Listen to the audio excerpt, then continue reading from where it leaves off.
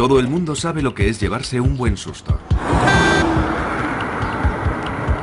Pues bien, imagínese cómo sería su vida si se viera atrapado por esa especie de miedo intenso sin razón aparente cuando menos lo esperase. Así se vive con un trastorno de ansiedad.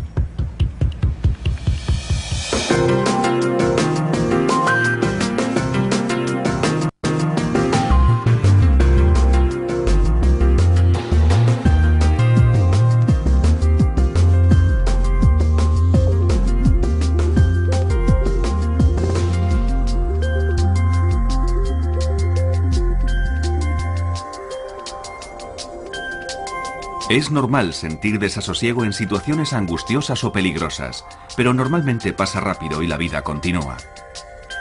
Sin embargo, la ansiedad es continua y para algunas personas no pasa. Se convierte en un problema que termina controlando sus vidas. Me di cuenta de que me dejaba llevar por el pánico cada vez que salía de casa. Mi casa era el único lugar seguro, así que si estaba dentro de estas paredes me sentía segura. Incluso tener que ir al buzón era algo tremendo. Sandra Snow tenía 30 y pocos años, estaba felizmente casada y tenía 2 hijos de menos de 5 años cuando la ansiedad empezó a apoderarse de ella. Cada vez que salía y cogía el coche, estaba deseando volver a casa. Y nada más llegar me empezaba a sentir bien. Descansaba un rato y me ponía bien.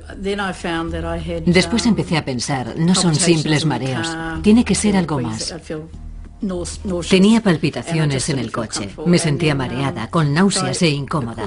Y llegó un momento en que dejé de salir, siempre estaba en casa, ponía excusas, decía que no me encontraba bien, que tenía dolor de cabeza, que tenía algún virus estomacal, que estaba enferma, que los niños no estaban bien. Me inventaba cualquier excusa. Al recordarlo, Sandra es consciente de que evitó hacer ciertas cosas durante mucho tiempo. Pero después de 3 meses particularmente agobiantes a cargo de sus 2 hijos pequeños, de un marido enfermo, un negocio y de ella misma, la ansiedad le superó. Hace como un año, digamos que empecé a evitar algunas cosas. No quería ir al cine y cosas así, ni estar entre mucha gente. Y además creo que el estrés de cuidar de mi familia también influyó de alguna manera. Durante los 7 años siguientes, Sandra vivió un constante miedo diario a los ataques de pánico que llegaron a controlar su vida. Es una sensación horrible. Por eso la gente dice que debe ser parecido a un infarto. El corazón te late muy rápido y tienes un ligero dolor en el pecho. Te falta la respiración. La cabeza te da vueltas. Te tiemblan las rodillas y no sabes si vas a vomitar porque todo es muy confuso. Tienes el estómago, la cabeza, todo el cuerpo como sobresaltado. Supongo que es una especie de sobresalto, una sensación horrible. En el núcleo de estas sensaciones tan desagradables está la ansiedad y un mecanismo que todos tenemos para sobrevivir al peligro inminente que es luchar o huir. Se conoce como respuesta lucha-huida. La ansiedad es un síntoma normal. Todos somos capaces de experimentarla. Pero en los trastornos de ansiedad, las rutas de dicha ansiedad son demasiado sensibles. Afectan mucho más a la gente que sufre trastornos de ansiedad que a la gente que no tiene esos problemas. Estas rutas de ansiedad afectan a 3 partes principales del cerebro. El estímulo, que históricamente era un animal salvaje y que hoy en día es más parecido a un coche de carreras, llega al cerebro a través de los ojos y la respuesta se coordina en una parte del cerebro conocida como amígdala. Esto activa la parte pensante del cerebro, la corteza prefrontal. A la vez, la célula más primitiva del cerebro se acciona provocando la ansiedad y por consiguiente la respuesta de lucha-huida. Aumenta la tasa cardíaca. La respiración se hace más rápida y se entrecorta. Y los músculos se contraen.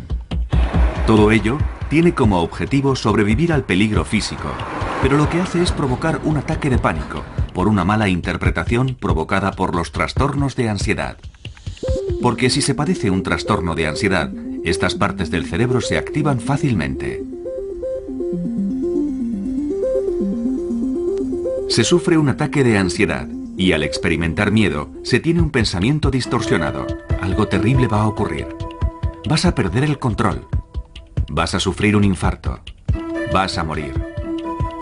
Y para el 10% de personas que sufrirán un ataque de pánico, es el miedo a tener otro lo que puede producir que se instale el trastorno. Bueno, el típico ejemplo es el de una persona que sufre un ataque de pánico en un lugar muy concurrido, como un supermercado lleno de gente un jueves por la tarde. Es una experiencia verdaderamente horrible. La persona vuelve a su casa pensando en cuándo tendrá otro de esos ataques de pánico. Terminan sintiendo una ansiedad permanente. Se denomina agorafobia, que etimológicamente significa miedo a los lugares públicos abiertos, es decir, se tiene miedo a ir a cualquier lugar desprotegido. Evidentemente no quieres tener otro ataque de pánico, así que solo piensas en el próximo ataque y en el lugar donde te ocurrirá, ya que puede pasarte en el sitio más inesperado. Y no quieres estar fuera de tu casa cuando ocurra, porque no quieres sentirte vulnerable. ¿Cómo vas a sobrellevarlo si estás fuera? Es decir, cuando estás fuera, no puedes llegar a casa rápidamente. Así que terminas evitando salir, porque sabes que si tienes un ataque en el supermercado, no volverás al supermercado. Si tienes uno en la lechería, no volverás a la lechería. Y terminas evitando todo lo que te hace sentir incómoda, que finalmente es todo. Durante 7 años, Sandra apenas salió de su casa, y mientras algunas personas que sufren ataques de ansiedad o agorafobia tienen muy pocos ataques de pánico, para Sandra formaban parte de su vida, y cualquier cosa podía desencadenarlos en cualquier momento, como por ejemplo, salir por la puerta de su casa. Digamos que mi desafío cada mañana era salir a recoger el correo. Me obligaba a hacer ese tipo de cosas insignificantes. Pensaba que ir al buzón era mi forma de hacer algo. Me hacía sentir un poco útil, así que ir a recoger el correo era una especie de objetivo diario. Incluso haciendo eso, el riesgo de sufrir un ataque de pánico siempre estaba ahí y siempre era muy desagradable. Te tiemblan las piernas. Sientes que te tienes que agarrar a algo. Yo me tenía que agarrar a lo que fuera. Si no tenía un bastón, me tenía que agarrar a un seto o a algo que tuviera cerca. Pero tenía que agarrarme a algo para no descentrarme, para poder dar el siguiente paso. Necesitaba algo donde agarrarme. La cabeza te da vueltas. El corazón se te acelera. Yo no podía mirar a los lados, solo podía mirar al buzón y después darme la vuelta y volver. A veces incluso le era difícil hacer las tareas domésticas por el efecto que tenían en su ritmo cardíaco. Creo que es porque cuando haces algo extenuante, aunque pasar la aspiradora no lo sea, estás haciendo algo que acelera tu ritmo cardíaco. Y esas palpitaciones son parecidas a las que tienes cuando sufres un ataque de pánico. Es una sensación que la mayoría de la gente ni siquiera nota y aunque lo hagan no le dan importancia. Pero cuando se padece un trastorno de ansiedad, el aumento del ritmo cardíaco puede activar la ruta hacia la amígdala, que a su vez activará la ruta a la parte pensante del cerebro, donde se malinterpretará como el comienzo de un infarto. Por eso se siente ansiedad y el ritmo cardíaco se acelera y las rutas se activan. Es un círculo vicioso que termina en el ataque de pánico que se estaba intentando evitar a toda costa.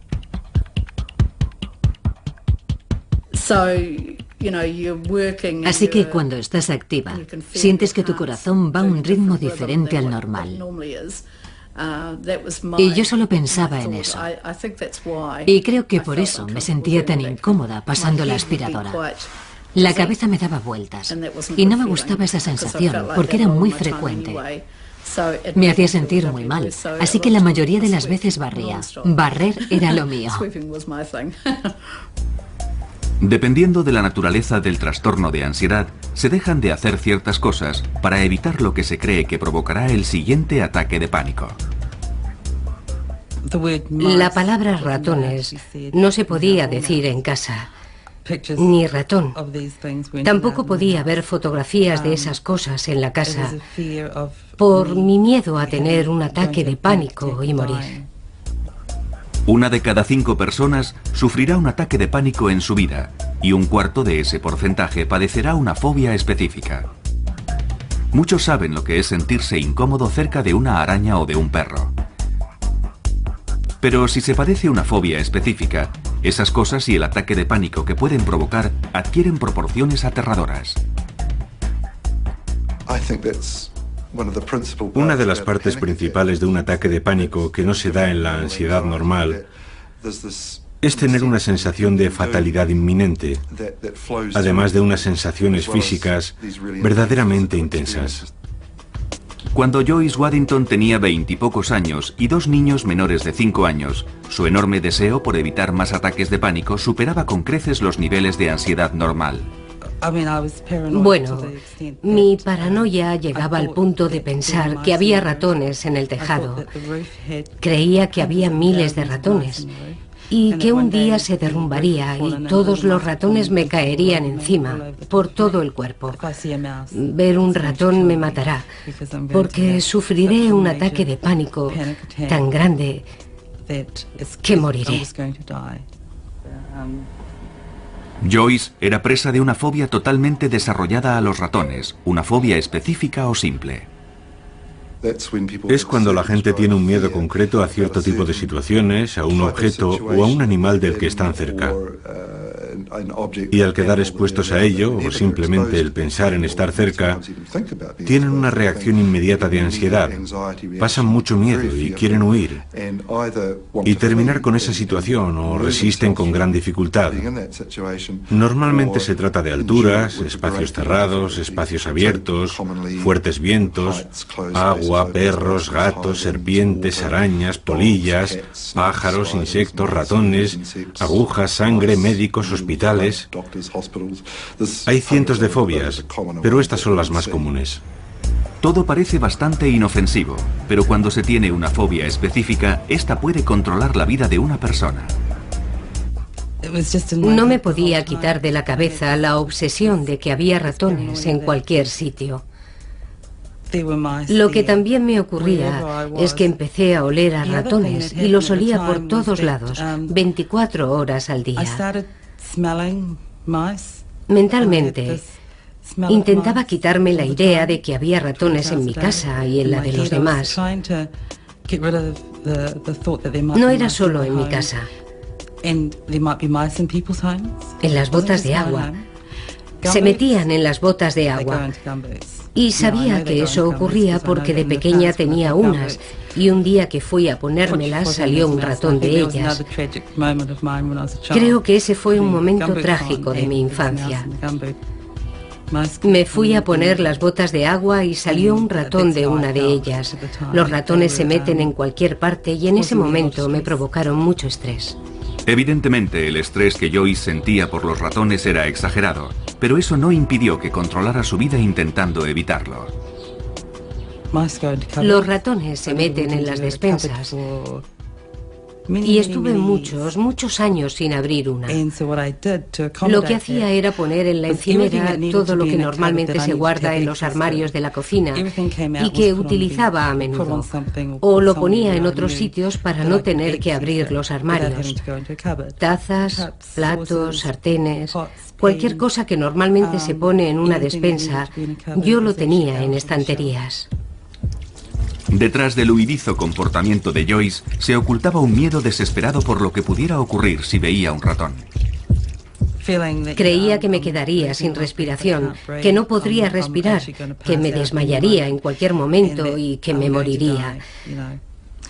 Esa sería la reacción que tendría si veía un ratón. Recuerdo que en una ocasión me subí a una mesa. Creo que estuve subida unas 6 o 7 horas. Me quedé paralizada. No me podía mover. Creo que se denomina estado catatónico. Es cuando la gente se queda paralizada en un determinado momento. Hay quien tarda un buen rato en salir de ese estado. Yo solo pensaba en que viniera alguien a salvarme y todo terminó bien. Pero no podía bajar sola, porque ni siquiera sabía que estaba subida a la mesa. Mi marido no estaba en casa en ese momento, así que tuve que esperar a que llegara y ahí estaba yo, subida a la mesa. Y se quedó como diciendo, Dios mío, ahora me hace gracia, pero entonces no me hizo ninguna. En cualquier lugar, pero sobre todo fuera de su casa, el miedo a los ratones siempre acompañaba a Joyce. Nunca me sentía segura. Podía estar paseando por la calle y el miedo estaba ahí. No me sentía segura. De hecho, llegó un momento en que conocía mi casa, conocía todos los rincones de mi casa y me aislé mucho. Cuando salía no conocía las casas de otra gente, no las conocía. Joyce terminó por no salir para nada de su casa. Creo que debieron ser unos 11 o 12 años, quizás. No salía de casa. Era más fácil quedarme y no salir, estar en casa con mis hijos. Y sí, supongo que aislarme. El miedo de Joyce a los ratones era muy intenso y no había nada que su marido ni nadie pudiera hacer para que cambiara. El objeto de tu miedo se convierte en algo aterrador y se tiene que evitar a toda costa. Por eso solo piensas en esa parte del problema y no en que pueda haber otras formas de resolverlo. Piensas que te dan mucho miedo los ratones y sabes que es algo que quizás no le ocurre a la mayoría de la gente, pero para ti no hay nada que se pueda hacer al respecto. Y mi marido era muy bueno diciéndome, no, no hay ratones ahí, es todo psicológico. Y yo respondía, no, sé que hay. Y a pesar de todo lo que me decía, yo seguía pensando que había ratones. No me importaba lo que dijera, estaba convencida de que había ratones. Pero gracias a su marido y a un artículo periodístico conoció una asociación que tenía una línea telefónica de ayuda a las 24 horas del día para fóbicos. A partir de ahí todo empezó a cambiar. Y me dijo, creo que esto es lo que te está ocurriendo a ti. Deberías llamar a esta persona.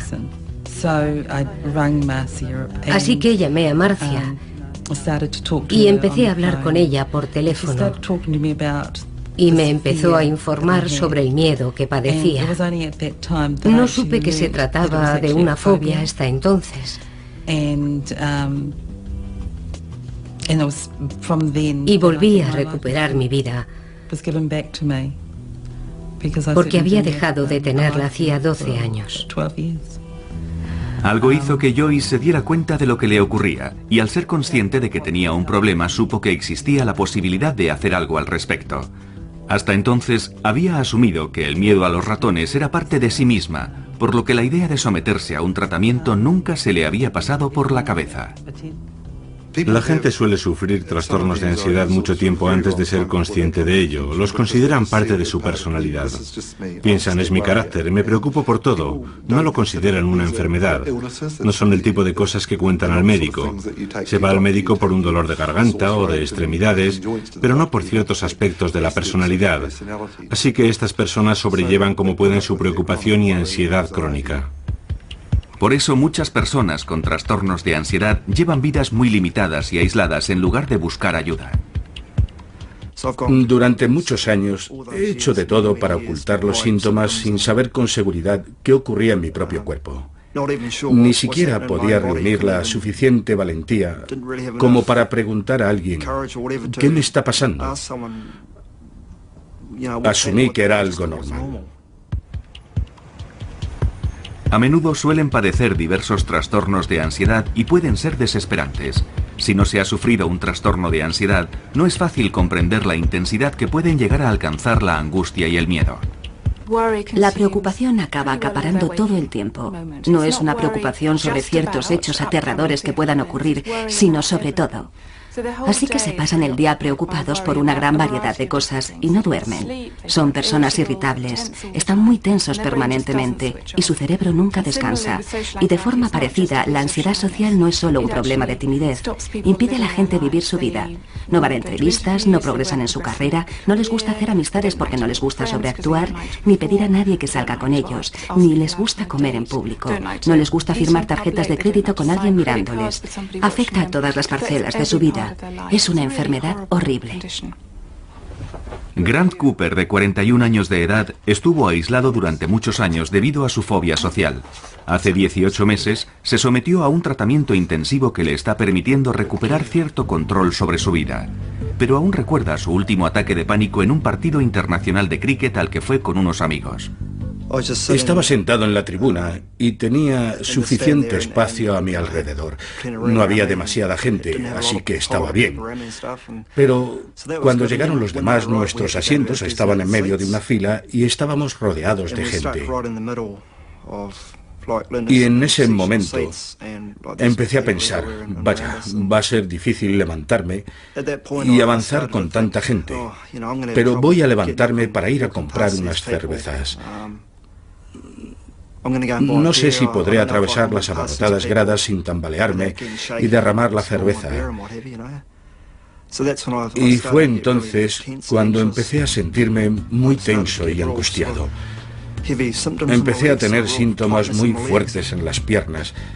Las tenía muy tensas. Y en las 2 horas que duró el partido estuve más concentrado en las sensaciones de mi cuerpo que en el partido de cricket.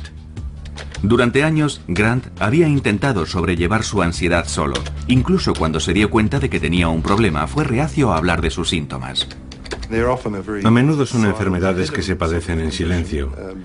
El trastorno de ansiedad generalizada se suele padecer durante 20 o 25 años antes de ser tratado.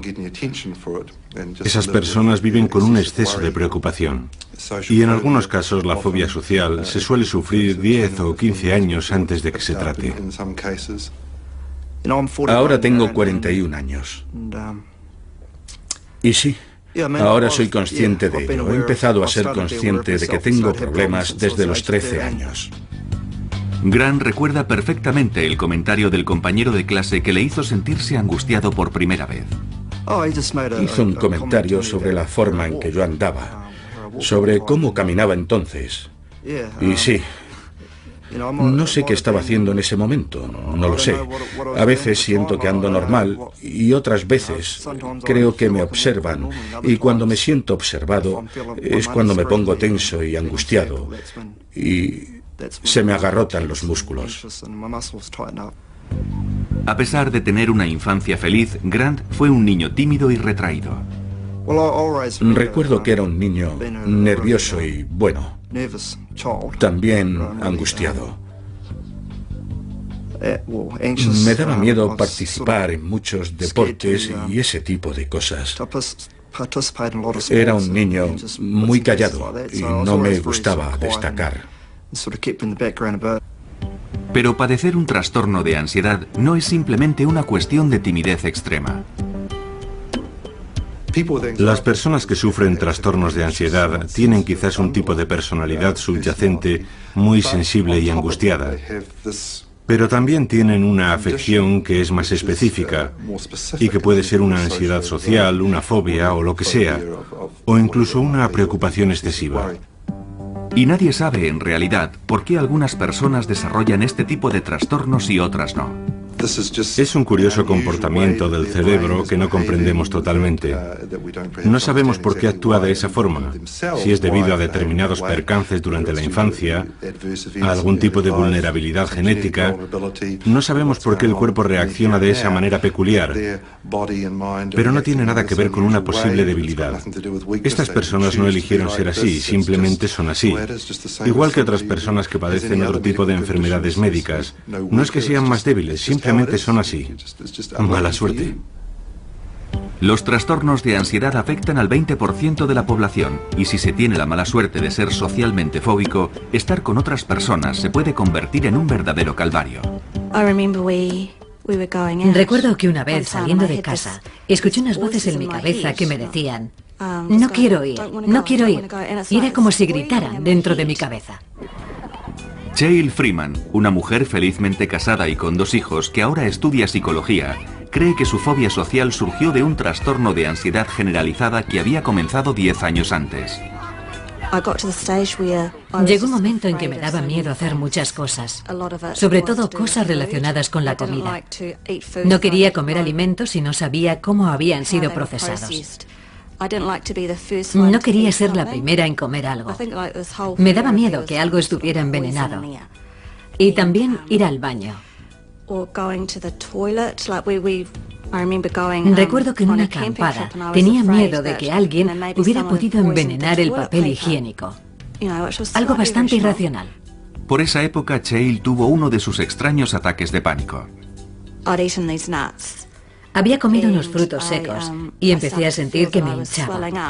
Aparte de que uno se hinche por dentro, yo creía que me estaba hinchando por fuera. Así que me fui a mirar en el espejo y me miraba y me volví a mirar y empecé a notar los síntomas. El corazón se empezó a acelerar, así que llamé a una ambulancia y me llevaron al hospital. Me conectaron a un monitor cardíaco y mi corazón iba a 100 por hora. Me asusté mucho. Creía que me moría. Cuando tuvo el siguiente ataque de pánico, el trastorno de ansiedad de Cheryl ya se había convertido en una fobia social. Me daba miedo ser juzgada y criticada por otras personas. Sentía que todo el mundo me miraba, que no era lo suficientemente buena. Ese miedo a lo que otra gente pudiera pensar de ella le provocó una grave reacción física. Si íbamos a algún sitio donde hubiera más gente, pensaba, no les gusto, no les gusto. Y empezaba a tener un ataque de pánico. Era muy duro, porque sentía un dolor muy fuerte en las piernas. Temblaba. El corazón se me disparaba. Perdía totalmente el control y mi marido terminaba llevándome de vuelta a casa. Y si pasábamos por el hospital, yo le decía, creo que deberíamos parar para que me examinen. Y él me decía, no, es solo eso, estás bien. Y después llegaba a casa, me tumbaba en la cama y tenía mucho miedo de que eso me terminara matando. Los trastornos de ansiedad pueden provocar ataques de pánico o no. Sin embargo, cuando la persona se ve en la situación que teme, sufrirá uno. Un fóbico a los ratones, al enfrentarse a un ratón, tendrá un ataque. Un fóbico social, si se ve obligado a actuar o hablar en público, sufrirá un ataque de pánico. O una persona que padezca agorafobia tendrá un ataque de pánico en un lugar concurrido donde no podrá escapar. A pesar de las similitudes, los diferentes trastornos pueden diferenciarse claramente cuando se pregunta a los fóbicos a qué tienen miedo exactamente.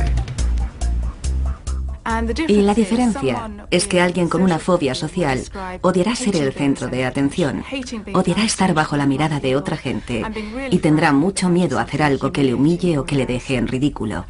Y eso es muy diferente a lo que siente alguien con un trastorno de ansiedad cuyo miedo es sufrir un infarto, desmayarse, la sensación de fatalidad inminente. Con esa pregunta se obtienen respuestas muy diferentes. Otras diferencias son que alguien con fobia social no querrá tener a nadie cerca para que nadie vea lo humillante o lo estúpido que parece, mientras que alguien con un trastorno de pánico sí querrá tener a alguien cerca para que le ayude en caso de sufrir un infarto o algo así. Y las rutas del cerebro que están activadas también diferirán dependiendo del trastorno que se padezca. Cuando se han estudiado grupos de personas con estas afecciones y se han analizado qué partes del cerebro se encienden y cuáles se disparan en una situación que provoca ansiedad, parece que también son diferentes dependiendo del trastorno que se sufra. Por tanto, con la ansiedad social parece haber más actividad en la parte pensante del cerebro y en la amígdala que coordina la respuesta de la ansiedad. El trastorno por pánico activa esas dos partes del cerebro, pero también la parte inferior y más primitiva del cerebro responsable del lado físico de la ansiedad. Lo que se hace como resultado de la ansiedad también difiere. Alguien con fobia social a quien no le gusta comer en público se sentará de espaldas a la puerta para que nadie le pueda ver comer, mientras que alguien con un trastorno de pánico se sentará muy cerca de la puerta para poder salir corriendo si sufre un ataque de pánico. Igualmente, en la cola de un supermercado, las personas con fobia social sentirán cada vez más ansiedad a medida que se acercan a la caja porque alguien les va a mirar. Van a tener que firmar su tarjeta y les temblará la mano y todo el mundo lo verá. Sin embargo, alguien con trastorno de pánico se sentirá cada vez más angustiado porque no puede salir de ahí. La agorafobia de Sandra era tan intensa que evitaba salir de casa. Sin embargo, no le impedía estar con gente. No padecía fobia social. No tenía problemas con los grupos sociales, pero salir y dejar la seguridad de mi casa era mi zona segura. Necesitaba el contacto con la gente, porque yo soy una persona muy sociable, igual que mi marido. Los dos lo somos. Pero tener gente en mi casa era algo diferente. Los ataques de pánico que tenía me incomodaban mucho, porque tenía que irme al dormitorio o al baño para intentar que se me pasaran. Cuando sufría un ataque, tenía que volver a salir y ser sociable de nuevo. Hace 7 años que el trastorno de ansiedad no controla la vida de Sandra Snow. Atrás han quedado los días en que el simple hecho de tener que ir al dentista le provocaba un ataque de pánico. Lo peor fue un día que me dolía una muela y no podía salir de la cama. No podía parar de llorar. Sentía mucha pena de mí misma. Nunca tuve ganas de suicidarme. Nunca quise acabar con mi vida, pero sentía que ya había tenido bastante. Y fue entonces cuando llamé a la Asociación de Fóbicos.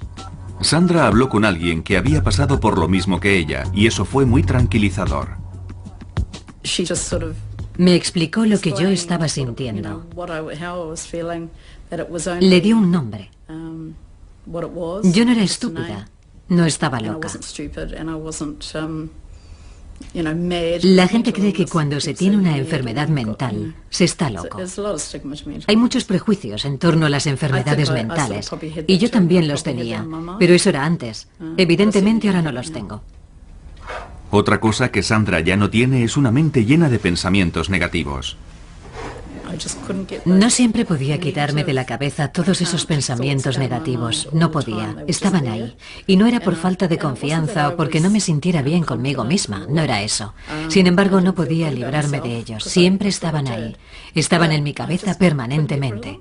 Y no me podía acostumbrar a ellos. Pero no podía librarme de ellos tampoco. Durante años, Sandra intentó solucionarlo sola con cintas de relajación y obtuvo alguna mejoría con su ansiedad. Pero era temporal. Me sentía bien. Me iba a dormir por la noche, pero al día siguiente todo seguía igual. Y aunque quería mejorar, sabía que no podría conseguirlo sola. Tras años de aislamiento en su propia casa por ansiedad aguda, finalmente Sandra fue a ver a un psiquiatra. El psiquiatra me dijo que tenía un desequilibrio químico, ya que mis niveles de serotonina estaban muy bajos. Una parte clave en el sistema de comunicación del cerebro, la serotonina neuroquímica, lleva señales por la sinapsis, los huecos que hay entre las células cerebrales. Los antidepresivos también se recetan para tratar la ansiedad. Funcionan inhibiendo la recaptación de serotonina y aumentan la cantidad que circula en la sinapsis. Las rutas de la serotonina en el cerebro comienzan en su parte primitiva, el cerebro central, y lo atraviesan. Y eso explica que el aumento de los niveles de serotonina tenga efectos beneficiosos en todos esos sistemas. Sandra no estaba muy convencida acerca de la medicación. Estuve llorando todo el camino de regreso a casa, pero sentía que era lo correcto. Sentía que estaba haciendo algo positivo y en el fondo me sentía bien. Y a pesar de que no fue fácil al principio, la vida de Sandra empezó a cambiar lentamente. Las primeras 2 semanas me sentía fatal, no me sentía bien y pensaba, ¿habré hecho lo correcto? Y después, poco a poco, empezó a apetecerme salir. Sentía que podía hacerlo y no me encontraba enferma ni incómoda. Poco a poco empezamos a dar pequeños paseos en coche, caminando por el barrio, y todo se fue arreglando. La medicación es uno de los 2 tratamientos principales para los trastornos de ansiedad y a menudo se combina. El segundo es una forma de psicoterapia conocida como terapia cognitiva del comportamiento. Creemos que la terapia cognitiva del comportamiento rompe las rutas que afianzan y establecen estos trastornos.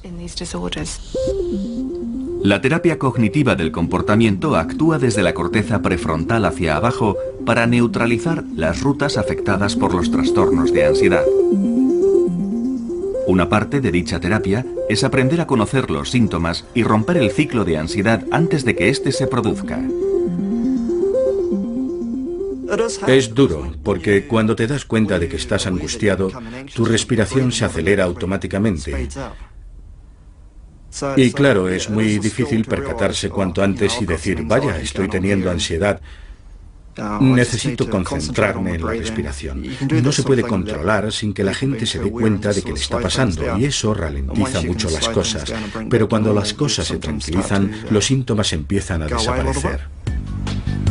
La terapia cognitiva del comportamiento también rompe las rutas de ansiedad intentando influir en cómo uno se siente. Las emociones son experiencias muy fuertes y también relativamente primitivas.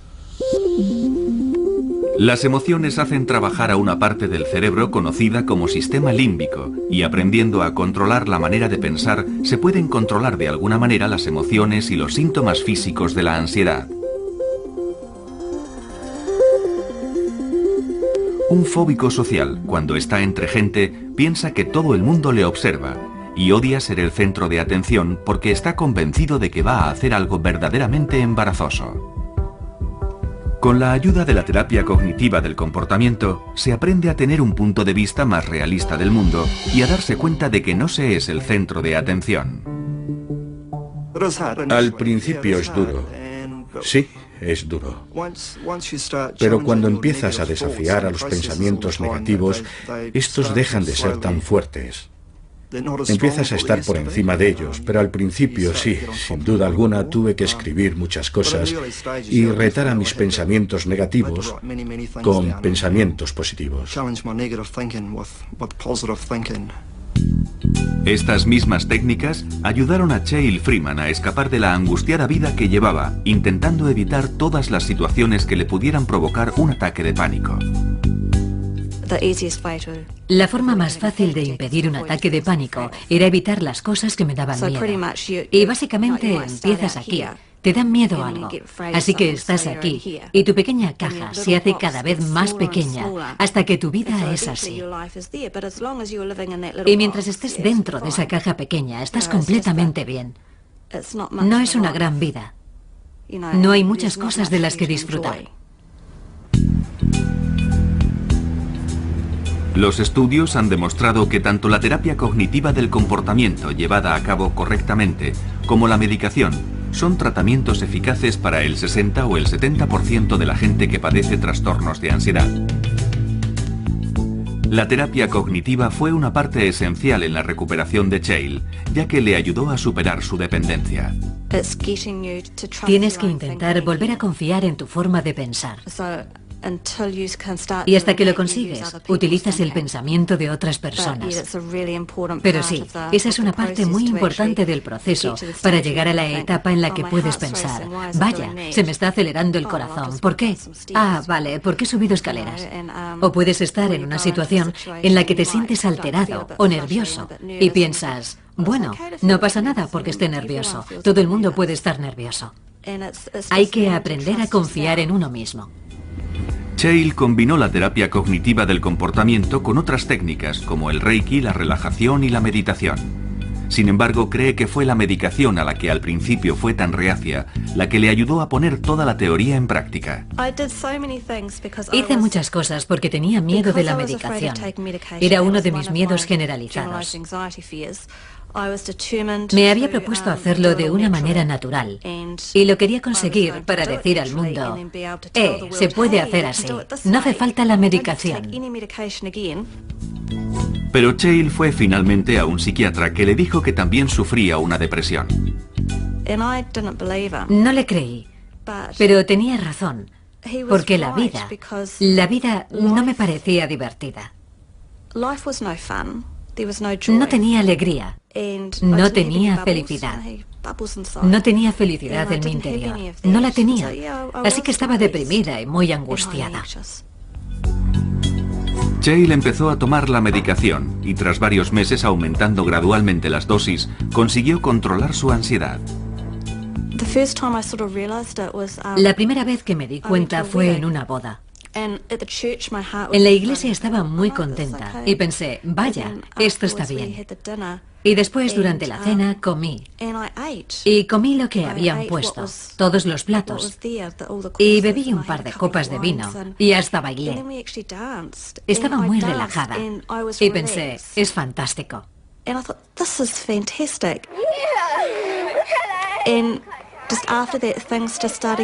Y después las cosas empezaron a ser más fáciles. Y supongo que uno no se da cuenta en realidad. Es decir, no piensas todo el rato, vaya, lo he vuelto a hacer. Pero siempre te emocionas un poco. Piensas, sí, lo he hecho. Puede que a veces las cosas no salgan bien, pero tienes que pensar, de acuerdo, es un paso atrás. Pero con el tiempo, los buenos momentos empiezan a superar a los malos. Y llega un día en que deja de haber malos momentos. Dependiendo del trastorno de ansiedad que se padezca, otro posible tratamiento es la exposición gradual al objeto del miedo, lo que se conoce como terapia de exposición gradual. Forma parte de la terapia cognitiva del comportamiento y Joyce Waddington se estaba sometiendo a ella sin darse cuenta. Parte del mensaje de la terapia cognitiva es que no va a matarte. Es desagradable, lo reconocemos, pero se puede aprender de ella y te puede enseñar técnicas para aprender a tolerar y a sobrellevar estos sentimientos. Al obligarse a permanecer en esa situación, el cuerpo se acostumbra a estos intensos sentimientos de miedo y ansiedad. Y no empeoran, sino que finalmente desaparecen. Y con cada exposición, la calma llega más rápidamente. Confeccionar ratones de trapo fue la terapia de exposición gradual de Joyce, y el primero fue el más difícil. Me sentía como si estuviera haciendo un ratón de verdad. Como si fuera un ratón verdadero. Creo que hasta tuve palpitaciones. Fue extraño ponerle la cola porque me parecía una cola de verdad. Cuando lo tuve entre mis manos, no quería volver a tocar un ratón nunca más. Tener un ratón entre mis manos. Creo que ese fue el peor momento. Pero con el tiempo fue cada vez más fácil. Me hice muy creativa y empecé a confeccionar otros animales también. Y a partir de ahí, mejoré mucho. Joyce ha recorrido un largo camino desde que hizo su primer ratón de trapo. No recuerdo cuándo sentí que empezaba a mejorar, pero un día no noté ese olor. No tenía el miedo de antes.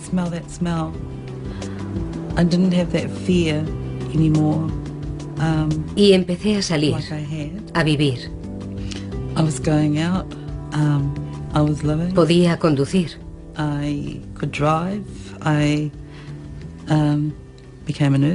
Me hice enfermera. Enfermera de psiquiatría. Y empecé a vivir en el mundo de los vivos, supongo.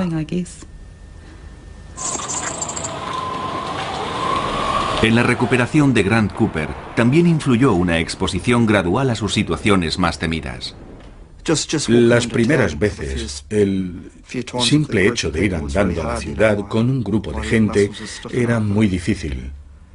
Se me agarrotaban los músculos de las piernas. Era muy difícil porque intentaba concentrarme en mi respiración y en todas las cosas que había aprendido. Pero era muy difícil hacerlo todo al mismo tiempo. Pero sí, como he comentado, cuanto más lo hacía, más fácil era. Y después hice muchos ejercicios yo solo, como caminar por mi barrio o ir a la parada del autobús y ese tipo de cosas que normalmente evitaba hacer. Sin prisa pero sin pausa, Grant está retomando la vida que la mayoría damos por supuesta. Nunca me recuperaré totalmente, pero por lo menos puedo controlar la ansiedad.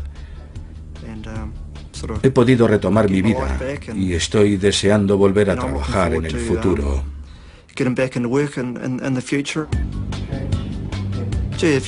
Caray, si vieras cómo estaba hace 18 meses. Hace 18 meses me sentía como un mini roto y ahora me estoy empezando a sentir como un Rolls Royce. Está muy bien. El trastorno de ansiedad de Sandra Snow la mantuvo aislada 7 años, pero solo se arrepiente de una cosa. Si hubiera sabido que iba a ser tan fácil mejorar, ponerme bien, habría hecho algo al respecto antes. Sandra aún recuerda la primera vez que salió en coche, después de 7 años.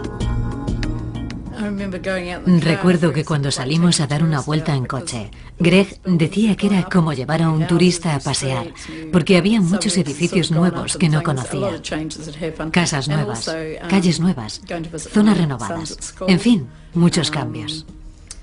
También fui a ver a mis hijos al colegio y también fui a casa de mis amigos, ya que algunos de ellos se habían mudado y no había ido a visitarlos.